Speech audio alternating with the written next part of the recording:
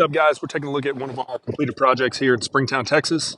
This is a climate-controlled storage facility we have just north of Springtown. So let's hop inside and take a look. Pretty standard setup here as we get to our gate. As always, we've got our keypad on the way in, automatic gates, and you can see here, this is what it looks like when you walk up to our new building. So this is about an 18,000 square foot climate control building that we finished in February of 2023. We've got 86 units in here, a mix of 10 by 10, 10 by 15, and 10 by 20, all climate controlled. So let's give you a quick tour. Let's take a look down our hallways. You can see we run the hallways down here. We've got our motion sensor at the end of our hallways so that we're controlling.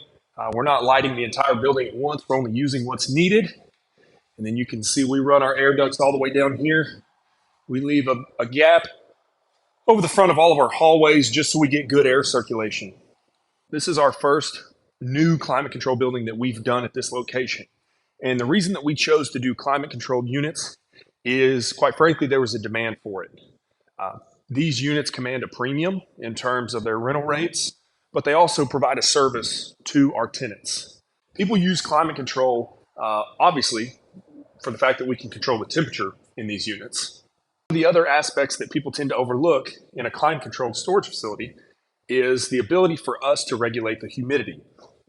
While we do not have a specific set point for the humidity, when we're conditioning this air, we're drawing water out of the air. We're drawing moisture out of the air. And that's moisture that otherwise could be damaging to your things. A lot of people with antique furniture, real wood furniture, if they store them in non-climate controlled units, they experience, some damage or rotting over the course of years, which is natural. Obviously, we're just leaving our stuff unconditioned in the elements. That's going to happen. And so all of our units here, they border other units. You can see one of our hallways there.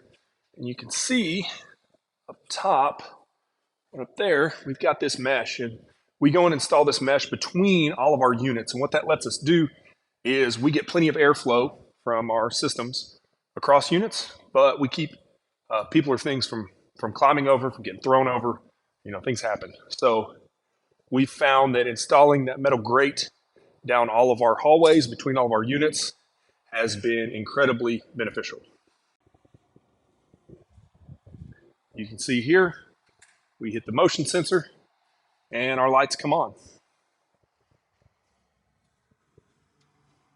And I can tell you, the best thing that I've seen since I've been over here walking this unit today is this right here. Look, we've got 1, 2 right there. So we spent a lot of money building this building. It's a nice building. And about 10 months later, we are finally able to start leasing those units and getting people into this building. So now let's step outside and take a look at the non-climate controlled units that we added to this facility. As you can see here, we've got a row of 10 by 20 units that are in line with the existing buildings that were there when we bought the building. And you'll notice here that all of our buildings look the same. We don't put any end units on any of our buildings. We basically build one floor plan over and over again. We don't build any small units. That makes it easier for our crews to build and makes it a lot simpler. So at all of our facilities, we install 4K PoE cameras that feed back to our main office. So we can pull up any facility and get a live view of that facility. We can also go back and take a look at the footage for about 2 to 3 weeks, depending on the size of the facility. But I want to show you a cool feature that we've started doing on some of these new projects, and it's worked out for us pretty well. So these cameras are sweet. We add these in choke points and generally somewhere near the gate. And what this does is this camera, if you notice it's following me here as I'm walking around the corner, it's going to lock on to motion and it's going to follow that motion, generally a person or a car, until it leaves its sight, and then it's going to go back to looking at the gate. That's important to us because a lot of times with still cameras, you're going to get good pictures, but you may not have the level of detail or focus that you need to actually get good information. So what those Sentry cams allow us to do is they're going to pinpoint on that motion and follow it. And it just gives us another layer, another opportunity to get key information about who's in and who's out if we ever have to go look at review the footage. As always, we've got our keypad here, individualized access for everyone.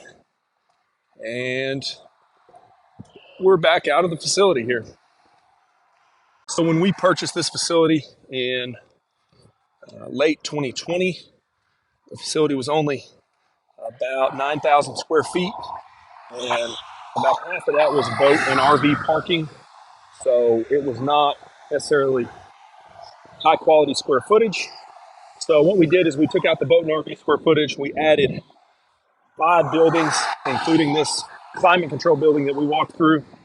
So now this facility is right at 40,000 square feet. And on a revenue basis, it is doing about 10 times as much revenue as when we bought it 3 years ago. And it's also doing about double the revenue it was 12 months ago.